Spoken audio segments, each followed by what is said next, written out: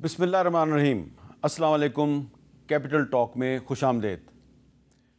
پاکستان کے ایک ہمسایہ ملک ایران تک ایک بہت بڑی جنگ جو ہے وہ پہنچنے ہی والی ہے، بلکہ ایران تو اس جنگ کا ایک حصہ بن چکا ہے، لیکن ابھی براہ راست اس جنگ میں شامل نہیں ہوا۔ لیکن اسرائیل کا جو لبنان پر حملہ ہے اور جو حزب اللہ کے سربراہ حسن نصر اللہ کو نشانہ بنایا گیا ہے، دراصل یہ ایران پر حملہ ہے۔ تو ایک بہت بڑی جنگ جو ہے وہ ہمارے ہمسائے میں پہنچ چکی ہے، لیکن ہم کس قسم کے معاملات میں الجھے ہوئے ہیں کہ ہماری جو سپریم کورٹ کے معزز جج صاحبان ہیں وہ ایک دوسرے کے خلاف روزانہ ایک خط میڈیا کو جاری ہوتا ہے، اس پر میڈیا میں تبصرے ہوتے ہیں، اور ہمارے جو ایک صوبے کے چیف منسٹر ہیں علی مین گنڈا پور صاحب، وہ کہتے ہیں کہ اگر ہم پر گولی چلائی گئی تو ہم بھی اس کا جواب گولی سے دیں گے۔ اور سب سے اہم بات یہ ہے کہ حکومت جو ہے اس کو ایک ہمسائے میں آنے والی ایک بہت بڑی جنگ کے بارے میں زیادہ فکر نہیں ہے، ان کو یہ فکر ہے کہ پارلیمنٹ کا جو اجلاس ہونے والا ہے اس میں ایک نئی آئینی ترمیم کو کیسے منظور کروایا جائے۔ تو یہ معاملات ہیں، اور پارلیمنٹ کا اجلاس اب بلایا جانے والا ہے، کیا حکومت اس میں اپنی آئینی ترمیم منظور کروا لے گی؟ آج بلاول بھٹو زرداری صاحب نے اس حوالے سے بڑی اہم باتیں کی ہیں۔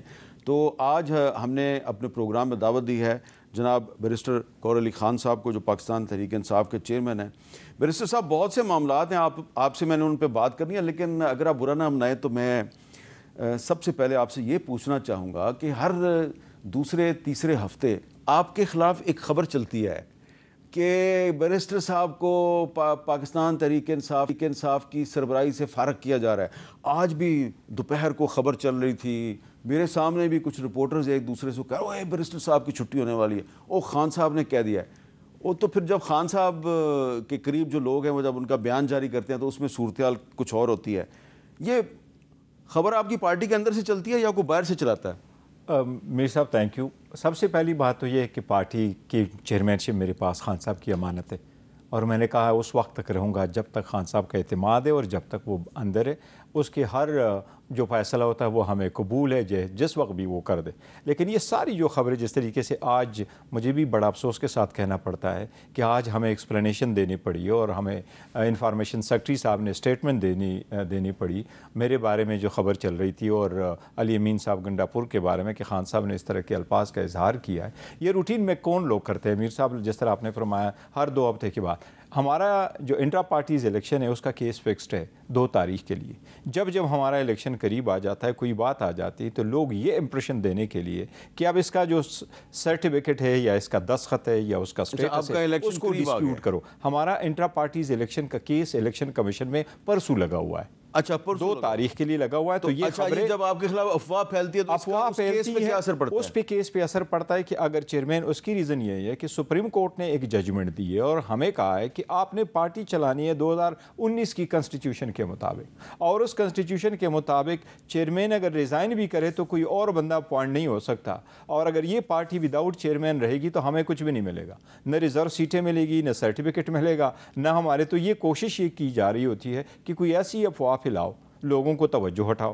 ہم جب سیلیبریٹ کر رہے ہوتے ہیں کہ اگر ہم پروٹیسٹ بھی کرے، پارٹی کا کوئی اور کام کرے، اس کی ایک اچھا کریڈٹ لینے کی کوشش کرے، تو آل آف اے سڈن کوئی نیگیٹو بات لوگ شروع کرتے ہیں جس کے لیے ایکسپلینیشن دینے پڑتی ہے۔ تو یہ وہ ڈس انفارمیشن ہے جو آپ نے خود دیکھا ہوگا کہ سارے ایون آج بھی جتنی خبریں چلی وہ کہتے ہیں ذرائع۔ کسی جرنلسٹ نے نہیں کہا کہ میں نے سنا ہے خان صاحب نے یہ کہا ہے، اور ہمیں اس کی ایکسپلینیشن دینے پڑی۔ تو یہ جب بھی ذرائع کے حوالے سے خبر آتی ہے تو ہم ذرا خبردار ہو جائیں۔ یہ خبردار ہونا چاہیے کہ کون ذرائع ہے۔ اچھا، اب یہ بتائیں کہ ایک تو سٹیٹمنٹ ایسا ہے جس پر بڑی بات ہو رہی ہے، اور وہ تو ذرائع سے نہیں آیا، وہ تو براہ راست خود علی مین گنڈا پور صاحب نے دیا ہے۔ پورا سٹیٹمنٹ تو میں نہیں چلا سکتا، لیکن کچھ اس کے حصے میں چاہوں گا کہ تحریک انصاف کے چیئرمین کے سامنے چلائے جائیں اور ان سے پوچھا جائے کہ آپ کا اس کے بارے میں کیا خیال ہے؟ اگر کوئی گولی برسائے گا اس پہ گولی برسائی جائے گی، تم ایک گولی چلاؤ گے ہم 10 چلائیں گے۔ کوئی یہ سمجھتا ہے کہ وہ ہمیں مارے گا تو پھر مرنے کے لیے تیار رہے۔ یہ میرا واضح پیغام ہے، انقلاب کا اعلان کر رہا ہوں۔ پنجاب پولیس کو میں دوبارہ وارننگ دے رہا ہوں، اس دن تو میں نے چھوڑ دیا تم لوگوں کو، تو اگلی دفعہ اگر تم ہتھے چڑھو گے خدا کی قسم میں تمہیں چھوڑوں گا نہیں۔ میں وزیر اعلیٰ ہوں اس صوبے کا، جب میں موو کروں گا تو میرے راستے میں اگر کوئی رکاوٹ ڈالے گا تو اس کے لیے اگر میرے پاس کوئی مشینری ہے تو میں ڈنکے کی چوٹ پہ استعمال کروں گا، کسی کا باپ بھی مجھے نہیں روک سکتا۔ بیرسٹر گور صاحب، سیاست میں اختلاف جو ہے وہ ہوتا رہتا ہے، لیکن یہ جب کوئی چیف منسٹر کہہ دے کہ میں گولی کا جواب گولی سے دوں گا، ایک کے مقابلے میں 10 گولیاں چلاؤں گا، تو اس کا مطلب ہے اب وائلنس کو پروموٹ کر رہے ہیں۔ میر صاحب، ہم وائلنس کو کسی صورت نہ پروموٹ کریں گے، اور یہ پولیٹیکل سٹیٹمنٹس ہوتی ہے۔ علی امین صاحب جو ہے وہ ایک عوامی وزیر اعلیٰ ہے، وزیر اعلیٰ بھی ہے، لیکن ایک پولیٹیکل پارٹی کے پریزیڈنٹ بھی ہے اس پراونس کے، وہ لوگوں کی نمائندگی کرتے ہیں۔ کوشش کرنی چاہیے کہ سچویشن کنٹرول ہو، اور بارہا اس کے لیے ہم نے ہمیشہ یہ اعلان کیا کہ ہمارا پروٹیسٹ ہوگا، راستہ ہمیں بتاؤ، ٹائمنگ ہمیں بتاؤ، یہ فورامن ہوگا، صرف پاکستان کے جھنڈے آپ کے خیال میں پاکستان تحریک انصاف کے جھنڈے ہوں گے۔ آپ کے خیال میں انہوں نے صحیح سٹیٹمنٹ دیا؟ میں یہ کہہ رہا ہوں میر صاحب کہ آپ یہ دیکھیں پولیس نے اس پہ کیا کیا۔ اب یہ دیکھو، وہ عورتوں میں آپ نے دیکھا 82 ایئرز کی ایک بوڑھی کو بھی نامنیٹ کر کے اس کو ڈالا گیا، اس میں یہ اکیوزڈ میں ڈالا گیا، لوگوں پہ لائیو بلٹ چلائی گئی۔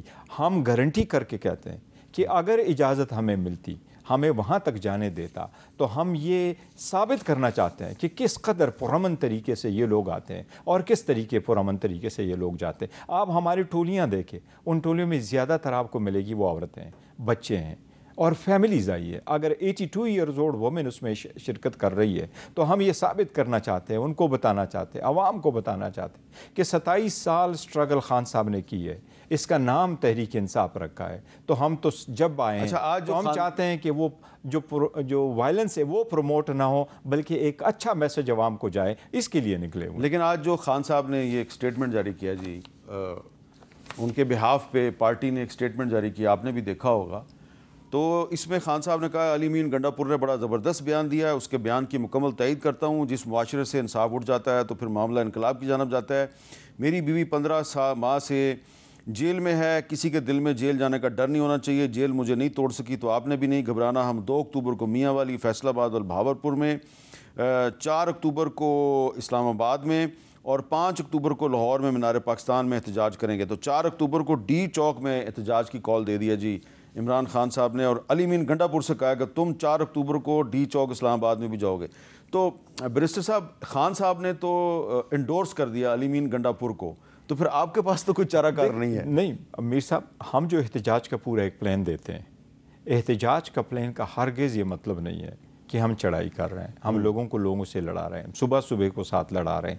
آپ یہ ہمیں اجازت دیں، فار انسٹنس ہم نے اجازت مانگی کہ ہم نے جلسہ کرنا ہے، 22 کا جلسہ نہیں ہوا، 8 کو جلسہ ہونا تھا۔ جلسہ اگر 7 کے بجائے 8:30 بجے ختم ہونا، تو کیا دہشت گردی کے مقدمے ہونے چاہیے تھے؟ لاہور میں ایگزیکٹلی 6 بجے کہا، پیچھے پولیس آئی کہ جلسہ اس وقت بند کرو۔ کیا یہ کوئی مووی ہے جو چل رہی ہے کہ 3 گھنٹے کے بعد آپ کہیں ٹرن اپ اور آپ چلے جائیں؟ کچھ نہ کچھ تو یہ واشن دکھائیں۔ آپ اگر لوگوں کو اس نہج پہ لے کے جائیں گے تو لوگ پروٹیسٹ پہ کیا یہ درست ہے؟ کیا یہ درست ہے کہ سیٹرڈے والے دن علی امین گنڈا پور صاحب جب لاہور جانے کی کوشش کر رہے تھے تو آپ نے ان کو کال کر کے کہا کہ آپ واپس چلے جائیں؟ نہیں، لاہور جانے کی تو کوشش، لاہور تو وہ آئے تھے، لاہور میں تو نہیں، یہ جو پرسوں احتجاج ہو رہا تھا، نہیں، پرسوں جو احتجاج ہو رہا تھا، دیکھیں ان سے میری بات ہوئی ہے، ضرور میری بات ہوئی ہے، لیکن پروٹیسٹ کا تو ہم نے ایک ٹائم رکھا ہوا تھا، اور پروٹیسٹ کا ٹائم یہی تھا، ڈارک تک تھا، ایوننگ تک تھا۔ تو جب وہ ٹائم ختم ہو گیا تو آپ نے کال کر کے ٹائم ختم ہو گیا یہ ہے، تو وہ ٹائم سے آئے تھے اور اس کے مطابق پنڈی آنے کی کوشش، پنڈی آنے کی تھی، تو وہ کبھی اس طرح نہیں آپ نے پہلے کوئی ایسی اسٹیٹمنٹ دی ہے، نہ کبھی کسی کو کہا ہے کہ وہاں، لیکن ایک جو بات کرنے والی وہ یہ کہ اگر ایک وزیر اعلیٰ آ رہا ہے، پہلے بھی تو ہوئے نا، آپ شہباز شریف صاحب کی مثال اٹھا لیں کہ جب آپ کا گورنر رول لگا اور ادھر ابتیار چودھری کے لیے تھی، تو آپ ان کو کہیں کہ آپ کس کس کو ساتھ نہیں لے کے آئے، اور پنڈی میں پہلے آ کر کے انہوں نے پڑاؤ ڈالا اور کرین وغیرہ لے کر کے آگے چڑھائی کرنے کی کوشش کی۔ اس طریقے سے یہ ایک وزیر اعلیٰ آ رہا ہے، اس کے ساتھ لوگ ہیں، پرامن طریقے سے آ رہا ہے، اس کے ساتھ سارے MPs بھی آ رہے ہیں، ان کے ساتھ سارے منسٹر آ رہے ہیں، کیا ان سے یہ توقع کر سکتے ہیں کہ وہ آ کر کے چڑھائی کر رہے ہیں؟ وہ تو اپنے جلسے کے لیے، اپنے پارٹی بھی ہے نا ایک، اس کے لیڈر۔ دوسری بات ہے میر صاحب، خان صاحب کے ساتھ اس وقت جس طرح کیس آفٹر جا رہا ہے، اس سے تلخیاں بڑھ رہی ہیں، عوام میں جو غصہ ہے وہ بڑھ رہا ہے، اس کو ہم نے کم کرنے کی کوشش کرنی ہے۔ عوام کے غصے کو ہم اگر اس کو کم نہیں کریں گے، کیسے کم کریں گے؟ وہ دیکھیں جی، آپ خان صاحب کے بشرا بی بی کو آج بھی بیل ریفیوز ہو گئی ہے۔ بشرا بی بی کا اس توشہ خانہ کے ساتھ دور تک کوئی تعلق نہیں، اس کا نام نہیں تھا، اس کا ٹیکس نہیں تھا، اس کے پیسے نہیں ہیں، آپ نے صرف اس کے خلاف اس لیے بٹایا خان صاحب پہ پریشر ڈالنے کے لیے۔ تو کوئی چیزیں ایسی ہے تو یہ جو علی امین گنڈا پور صاحب کا بیان ہے، جو لیٹسٹ بیان ہے آج بھی دیا ہے، یہ آپ کے لیے, آپ کی پارٹی کے لیے رحمت بنے گا یا زحمت بنے گا؟ نہیں دیکھو, زحمت نہیں ہونی چاہیے کسی چیز کو, ہر چیز کے دو رخ ہوتے ہیں اور اس کے پازیٹیو کو لینا چاہیے, اچھے سٹیپ لینے چاہیے, میٹر ریزالو ہونے چاہیے, آگے کی طرف اگر بڑھنا ہے, چیزیں کچھ کرنی ہے تو بہتری کی طرف جانا ہے, تو یہ چیزیں بہتر ہونے چاہیے, اس میں زحمت نہیں ہونی چاہیے. اگر وہ اعلان کرتا ہے میں نے آئندہ بھی آنا ہے اور آنا ہے, تو اگر آنا ہے ہم گارنٹی کے ساتھ کہہ رہے ہیں کہ ہم پرامن ہیں. یہ پولیٹیکل پاکستان تحریک انصاف کا ہم یہ امیج دے چکے اور ہے کہ ہم ایک پولیٹیکل پارٹی. سنجانی میں تو جلسہ کافی دن پہلے ہوا تھا جی, تو اس جلسے میں بھی جو تقریر تھی علی مین گنڈا پور صاحب کی, اس تقریر کی بنیاد پر ان کے خلاف مقدمہ درج ہوا ہے, اور ساتھ میں عمران خان صاحب کے خلاف بھی ہو گیا, کیونکہ عمران خان صاحب انڈورسمنٹ کرتے ہیں جیسے کہ انہوں نے آج بھی کر دیا ہے. تو آپ کے خیال میں یہ قانونی لحاظ سے درست ہے کہ ایک آدمی جیل میں ہے اور اس پہ مقدمہ درج کر دیا جائے؟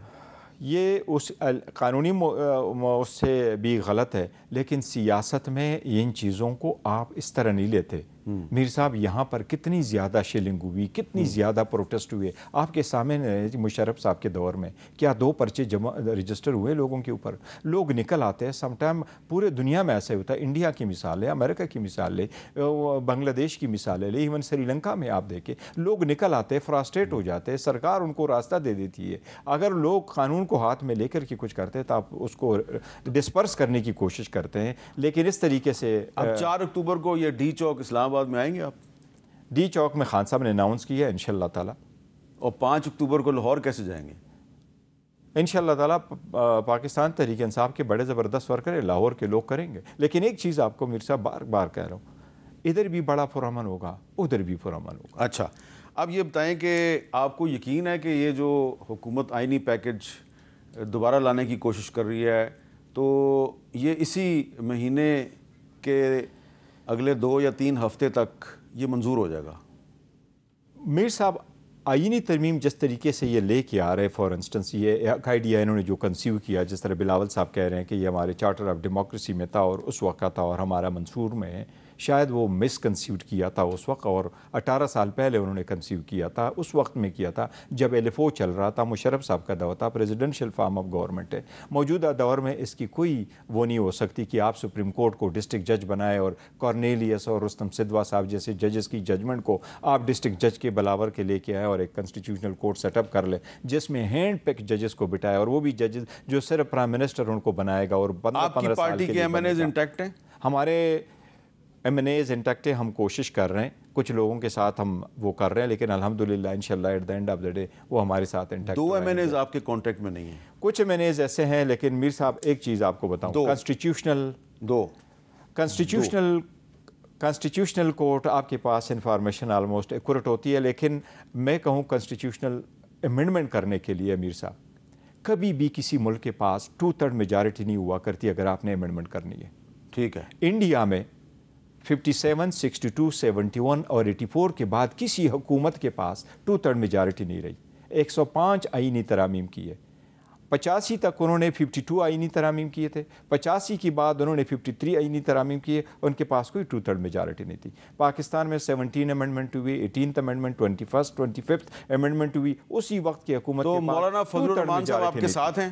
ہوتا یہ کہ آپ کنسنسس کر کے ایسی چیز لیا کہ جو پبلک اسپریٹڈ ہے. یس, مولانا صاحب ایک زیرک سیاست دان ہے, ان کا اپنا ایک مینیفیسٹو ہے, وہ ہمارے ساتھ انشاءاللہ تعالیٰ اس ایشو پہ رہیں گے, کیونکہ یہ عدلیہ کی آزادی سے ریلیٹڈ ہے. آپ ججز کو ان کے مرضی کے بغیر ٹرانسفر کریں. آپ کہیں کہ اسلام آباد کے ججز کو 4 ہم کوئٹہ ٹرانسفر کر رہے ہیں, اگر ٹرانسفر کریں گے وہ چیف جسٹس نہیں بنے گا. آپ کہیں گے مرضی کے مطابق ہم نے وہ کورٹ بنانے ہیں, ہم نے 15 سال کے لیے اگر آپ کنسٹیٹیوشنل کورٹ کے ججز بنائے اور وہ وزیر اعظم بنائے تو عوام کا ایک اعتماد اٹھ جائے گا. اس سے مولانا صاحب نے ہمیں بتایا کہ وہ تحریک انصاف کے ساتھ مل کے ایک ڈرافٹ بنا رہے ہیں, اور پھر وہ ڈرافٹ وہ بلاول صاحب کو دیں گے, اور پھر پیپلز پارٹی اور JUI اور تحریک انصاف کے ڈرافٹ کے سامنے رکھ کے پھر ایک نیا ڈرافٹ بنایا جائے گا. یہ ان کا ایک آئیڈیا ہے اور اچھا آئیڈیا ہے. میں یہ کہہ رہا ہوں کہ اگر انسٹیٹیوشنل امینڈمنٹ بھی ہونے تو پبلک اسپریٹڈ ہونے چاہیے. پبلک اسپریٹڈ جو میں نے آپ کو مثال دی کہ پاکستان میں جو امینڈمنٹ ہوئی کبھی نہیں ہوئی. اور اس میں میر صاحب ایک اور چیز, دیکھو کنسٹیٹیوشنل میٹر ایسے ہوتے ہیں کہ اس میں ٹائم میٹر نہیں کرتا. آپ کو ایک امریکن مثال دیتا ہوں, 27 امینڈمنٹ ہوئی ہے امریکہ کنسٹیٹیوشن میں. 27واں امینڈمنٹ جو آخری امینڈمنٹ ہے یہ 1992 میں ریٹیفائی ہوا تھا. 27 کا جو 27 ریٹیفائی ہوا ہے 1992 میں. آپ کو پتہ ہے کہ یہ کب پروپوز ہوا تھا؟ یہ پروپوز ہوا تھا 1789 میں. اچھا 200 سال تک وہ پڑا رہا, 200 سال بعد. اور اس میں یہ لکھا ہے کہ جو کانگریس مین اور سینیٹر ہے ان کی تنخواہیں نہیں بڑھے گی, لیکن اگر یہ کانگریس کہے کہ تنخواہیں بڑھے گی تو نیکسٹ کانگریس پہ ہمارا جو کانسٹیٹیوشن ہے پچھلے 50 سال میں 3 دفعہ ایبروگیٹ ہوا ہے. ایبروگیٹ ہوا, تو یہ اس کے خلاف کرنا چاہیے کہ ہمیں اسٹرگل کرنا چاہیے, پارلیمان کو مضبوط کرنا چاہیے, ہمیں ریئل نمائندے لانے چاہیے, یہ فارم 47 کے ختم ہونے چاہیے. اگر وہ بات آپ کی ٹھیک ہے, آپ پارلیمنٹ کو چھوڑ دیں, فارم 47 کو چھوڑ دیں, یہ جو سپریم کورٹ کے ججز آپس میں لڑ رہے ہیں اور روز ایک جج صاحب جو ہیں وہ خط لکھتے ہیں, پھر دوسرا جج دوسرے کو خط لکھتا ہے. میرا سوال آپ سے یہ ہے کہ یہ جو ججوں کی لڑائی ہے اس کا فائدہ کس کو ہو رہا ہے, نقصان کس کو ہو رہا ہے؟ یہ دیکھو, اس کا جوڈیشری کو سخت نقصان ہو رہا ہے, عوام کو نقصان ہو رہا ہے. اس کا فائدہ ان لوگوں کو چاہ رہے ہیں جو لوگ نہیں چاہتے کہ عدلیہ آزاد ہو. ججز کے درمیان یہ جو ہے لیٹر لکھنا یہ نہیں ہونا چاہیے, اور یہ بہت انفارچونیٹ ہے. لیکن میں آپ کو بتاؤں, it's very unfortunate but I am extremely sorry to say, Qazi Faiza صاحب کے آنے کے بعد اور عمر تابندیال صاحب, ان دونوں کے درمیان جو کچھ ٹسل چلے, ایک دوسرے کو انہوں نے یہ لیٹر لکھنا شروع کر دیا تھا. اور یہ لیٹر لکھنا تو منیب اختر صاحب بھی لکھتے ہیں, منصور علی شاہ صاحب بھی لکھتے ہیں, تو سارے کمرے میں دیکھ میر صاحب, میں ادروائز سمجھتا ہوں کہ اگر پریکٹس اینڈ پروسیجر لا میں چینجز ہو بھی جائے تو قاضی صاحب سے ساری لوگوں کی امیدیں یہی تھی کہ ایز اے چیف جسٹس جب آپ آئیں گے تو آپ عدلیہ میں تناؤ ختم کریں گے, آپ اس میں جو تفرقہ پڑا ہوا ہے اس کو آپ یکجا کریں گے, اور آپ سیکریفائز کریں گے, ان کو متحد کر کے کیسوں کی طرف لگائیں گے. یہ امید نہیں تھی. اگر لا چینج بھی ہوا اور ود ان آورز آپ ایک اور کمیٹی بناتے ہیں, تو اگر لا چینج بھی ہوتا تو آپ کے پاس ڈسکریشن ہے, آپ کو پھر بھی چاہیے تھا کہ سینئر موسٹ ساتھ میں لا لیتے. آپ منصور شاہ صاحب کے ساتھ اس کو رکھ لیتے جو پہلے سے بھی موجود. اچھا, اب آخر میں مجھے یہ بتائیں کہ ایک طرف تو یہ آپ کے ایشوز چل رہے ہیں, قاضی صاحب خط لکھتے ہیں, منیب اختر صاحب جواب دیتے ہیں, 26ویں آئینی ترمیم پہ آپ کے 2 MNAs جو ہیں وہ آپ کے ساتھ کانٹیکٹ میں نہیں ہیں, صرف 2 ہیں. لیکن دوسری طرف ایک جنگ جو ہے وہ آپ کے ہمسائے ایران تک پہنچ گئی ہے. کیا یہ بڑا ایشو ہے, یا جو کچھ لڑائیاں آپ لڑ رہے ہیں وہ بڑا ایشو ہے؟ دیکھو, ہر ملک کے اپنے سرکمسٹانسز ہے, اور انٹرنیشنلی اور ہمارے ملک کے لیے یہ بہت بڑا اہم ایشو ہے. یہ مسلم دنیا کا ایک سیکنڈ لیڈر ہے جو حسن عسکری صاحب کی ڈیتھ ہوئی ہے, شہادت سے حسن نصر اللہ صاحب کی ڈیتھ ہوئی ہے. یہ ایک شہادت ہے. اس شہادت کو ہانیہ صاحب کے بعد امیڈیٹلی اس کو ہوا ہے. دیٹ مینس کہ ایک ملک یہاں تک ڈٹرمنڈ ہے, اپنی مرضی سے وار شروع کرتا ہے, اپنی مرضی سے ختم کرتا ہے. UN کی رپورٹ ہے کہ غزہ میں اتنی تباہی ہوئی ہے کہ اگر وہ ڈبری کو جو ملبہ وہاں پڑا ہوا اس کو ہٹائیں تو 15 سے 20 سال اس ملبے ہٹانے میں لگے گا. اتنی تباہی ہو گئی ہے. تو مسلم دنیا کو چاہیے کہ وہ یونائٹ ہو جائے, OIC کو چاہیے کہ وہ یونائٹ ہو جائے, وہ اپنا ڈپلومیٹک رول بھی پلے کرے, ایران کے ساتھ بھی پلے کرے. ایران کو بھی چاہیے کہ ملک میں جس طریقے سے تو پارلیمنٹ میں اس ایشو پہ بحث ہونی چاہیے, یا یہ 26ویں آئینی ترمیم پہ بحث؟ پارلیمنٹ پہ تو کسی چیز پہ بحث نہیں ہوئی میر صاحب. یہ تو بہت بڑی بدقسمتی, ہم نے کسی چیز پہ بحث نہیں کی. میں تو بارہا پوائنٹ آف آرڈر پہ کہہ چکا ہوں.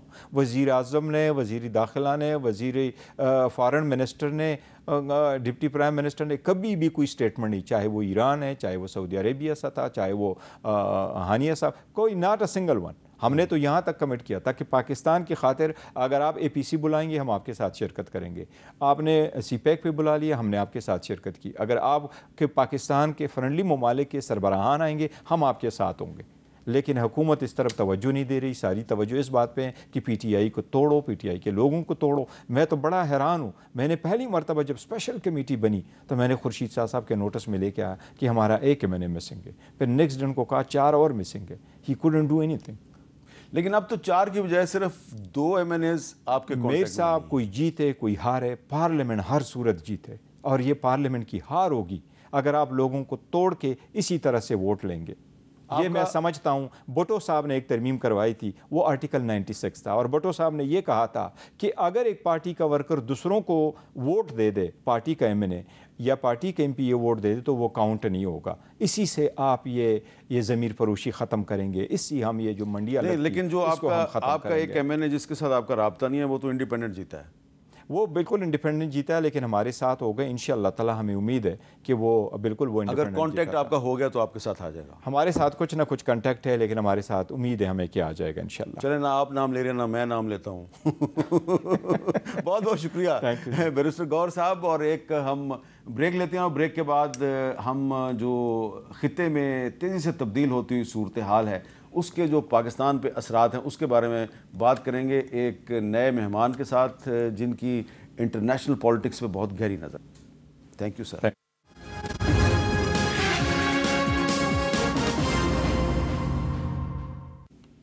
کیپٹل ٹاک میں دوبارہ خوش آمدید. اور اب ہم بات کریں گے ایک ایسی شخصیت سے جنہوں نے ابھی صرف چند دن پہلے پچھلے ہی ہفتے ماسکو میں جو برکس کانفرنس ہے اس میں پاکستان کی نمائندگی کی. اب یہ بڑی عجیب بات ہے کہ برکس جو ہے وہ ایک بہت بڑی ایک عالمی تنظیم ہے جس کا پاکستان ممبر ہی نہیں ہے, لیکن پاکستان سے اس شخصیت کو اس کانفرنس میں کی نوٹ سپیچ کے لیے بلایا گیا اور ان کا نام ہے مشاہد حسین سید صاحب. اور جب وہ ماسکو میں موجود تھے تو پوری دنیا میں بہت سی اہم ڈیولپمنٹس ہو رہی تھی. بہت بہت شکریہ مشاہد صاحب. سب سے پہلے تو یہ بتائیں کہ یہ برکس کا تو پاکستان ممبر ہی نہیں ہے, اس میں تو ہے Brazil, Russia, India, China, South Africa, تو آپ کو کیسے انہوں نے بلا لیا؟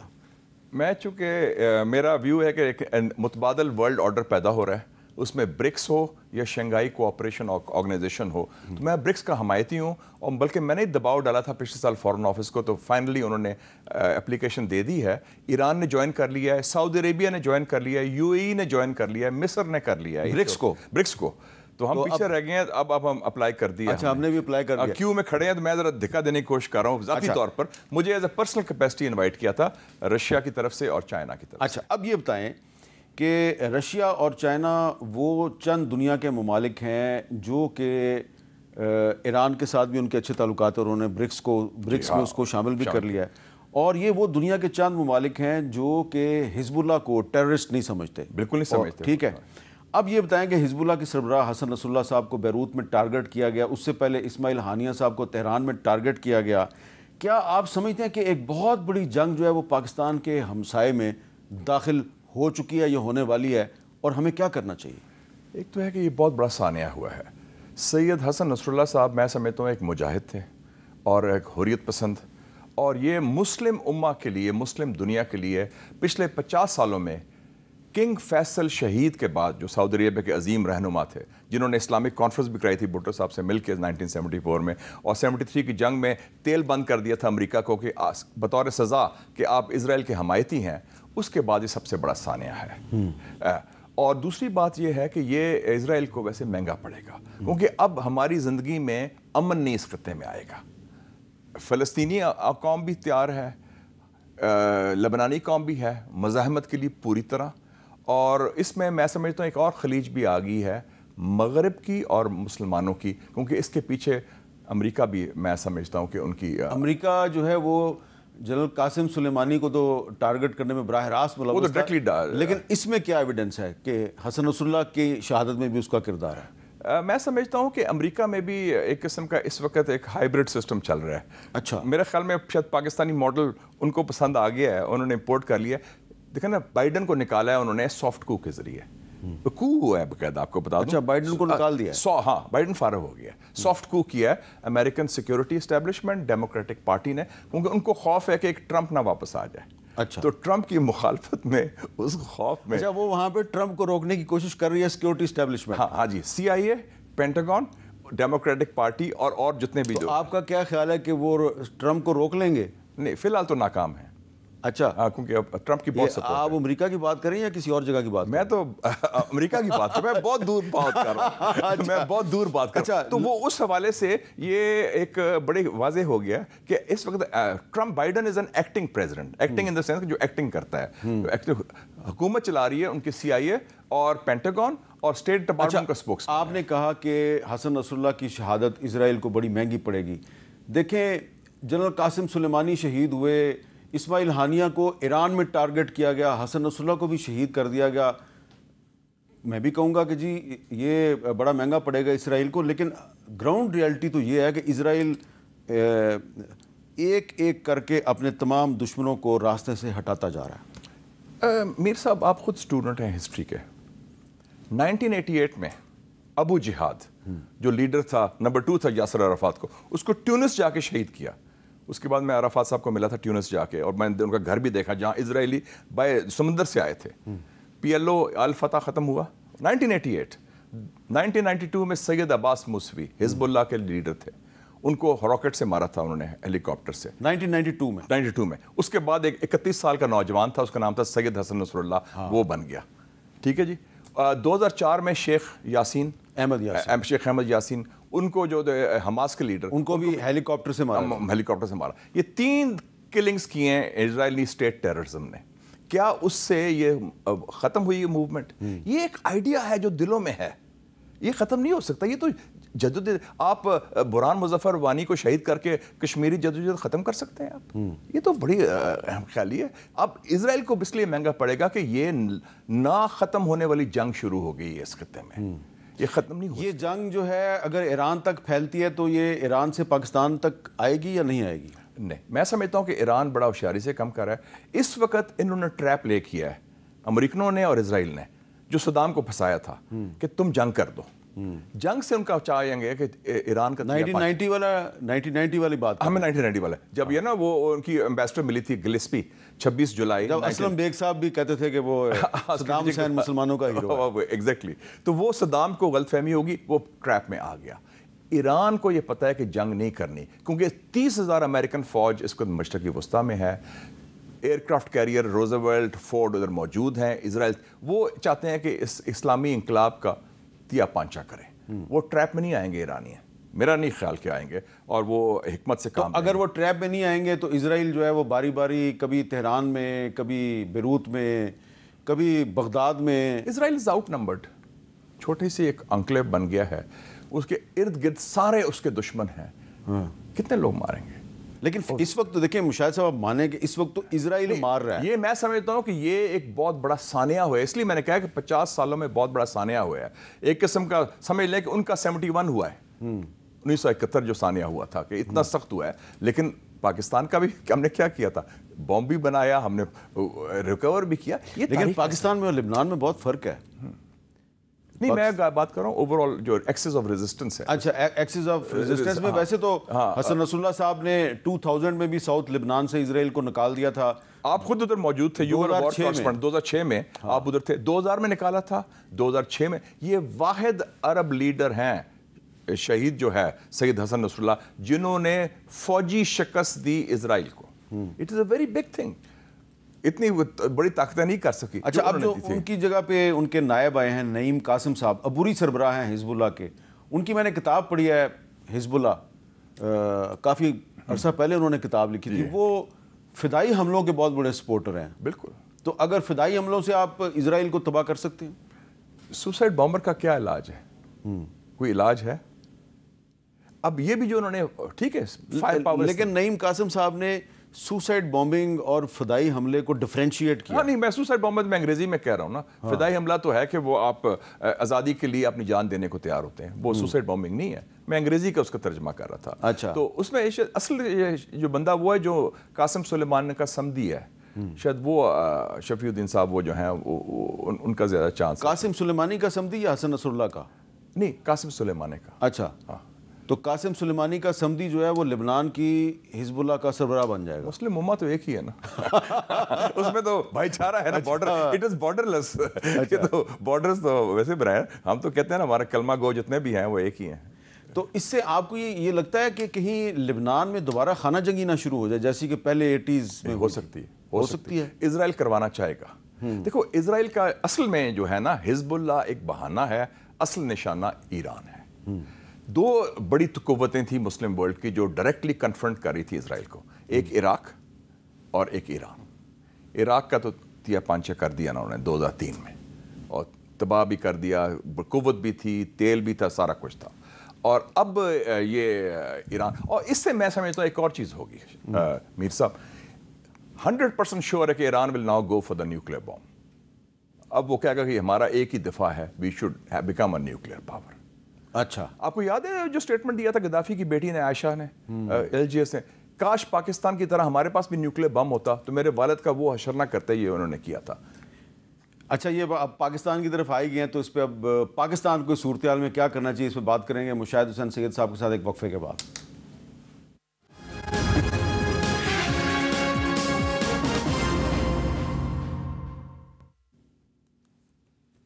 کیپٹل ٹاک میں دوبارہ خوش آمدید. ہمارے مہمان ہیں جناب مشاہد حسین سید صاحب, سابق وفاقی وزیر ہیں, اور اس وقت ان کی نظر جو ہے وہ عالمی حالات پر ہے, اور ہم ان سے پوچھ رہے ہیں کہ یہ جو مشرق وسطیٰ کی جو صورتحال ہے اس کا پاکستان پہ کیا اثر ہوگا. مشاہد صاحب, اس صورتحال میں پاکستان کو کیا کرنا چاہیے؟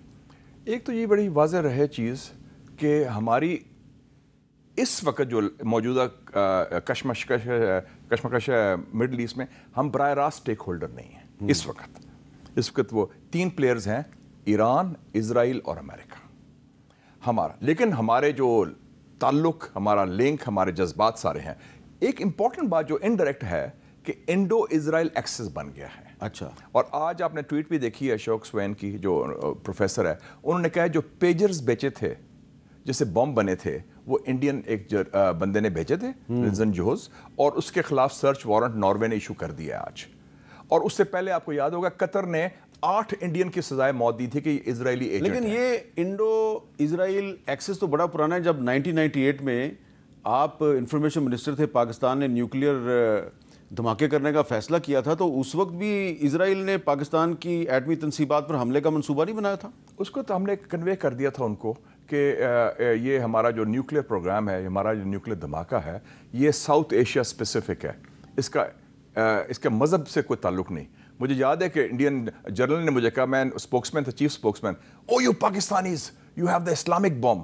I said, General, I never realized bombs have religions. Otherwise, India has the vegetarian bomb. تو یہ آپ اس کو کنفرم کریں نا کہ اسرائیل نے 98 میں ہمارے لیکن ہم نے پھر کنوے کیا تھا کہ ہمارا جو نیوکلیئر پروگرام ہے وہ ہندوستان کے حوالے سے ہے, وہ جنوبی ایشیا سے حوالے سے ہے, اور دفاعی ہے. آپ کو یقین ہے کہ آج بھی اسرائیل پاکستان کو اپنے لیے تھریٹ نہیں سمجھتا؟ اس کو نہیں سمجھتا, ناٹ ایٹ آل.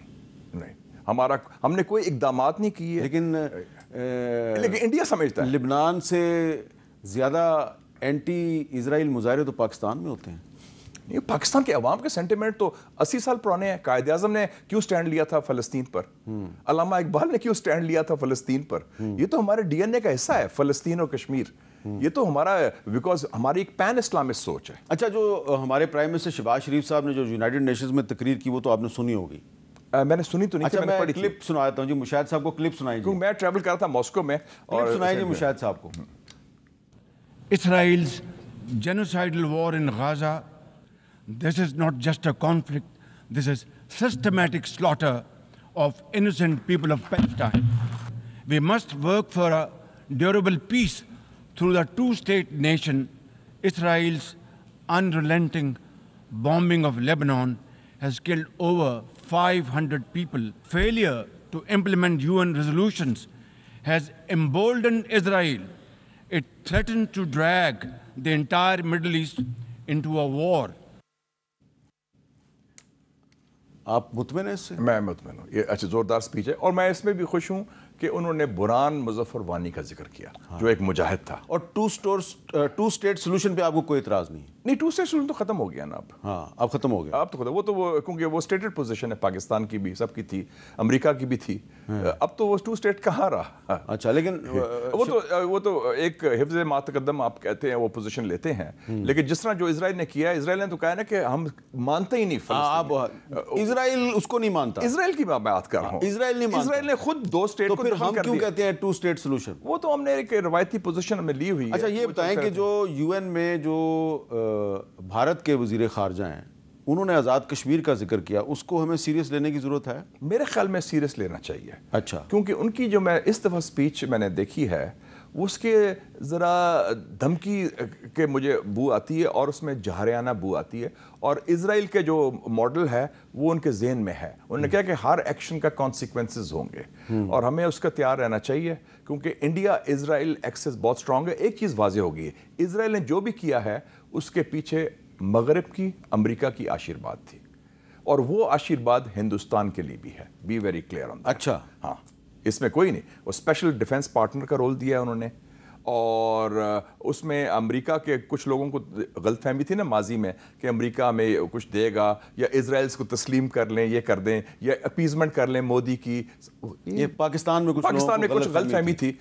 کچھ لوگ خاکی میں بھی, مفتی میں بھی, دونوں میں غلط فہمی تھی. ماضی کی بات کر رہا ہوں میں. شکر ہے اب اسٹریٹجک کلیئرٹی بحال ہو گئی ہے. ہمیں واضح ہونا چاہیے کہ ہمارا دوست کون ہے, دشمن کون میں. چیئرمین ماؤ کہتا تھا کہ know which is who is your enemy, who is your friend, principal contradiction क्या है, बुनियादी तजाद क्या है आपका, वो उनको पाकिस्तान खटकता है क्योंकि पाकिस्तान हिंदुस्तान की बालादस्ती के सामने खड़ा हुआ है due to nuclear programme of Pakistan. हाँ, न्यूक्लियर प्रोग्राम से पता होता है कि पाकिस्तान में इतनी हिम्मत है कि इन्होंने खुद बम बना लिया।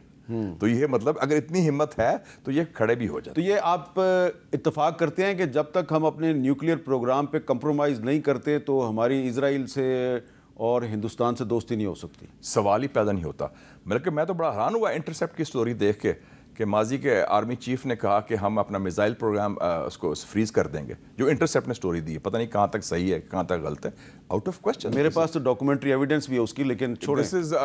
दिस इज अगर ये कोई बात करता है तो this is a security risk. लेकिन आपने कहा कि इस वक्त की जो फौजी क़यादत है वो क्लियर है। नहीं, इस वक्त जो क्या है, देखिए ना, ये पहला बयान दिया जनरल आसिम मुनीर ने after taking over was on Kashmir जाके एलओसी में खड़े होके, जो उनके पेशराव से बरक्स था।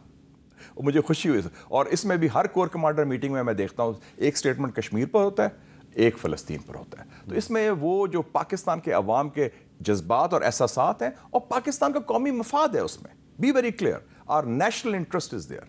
नेशनल इंटरेस्ट अपीजमेंट के साथ नहीं है या डर के हाथ डरने के जी वो इजराइल को या अमेरिका को खौफजदा करें, खौफ का खात्मा करें।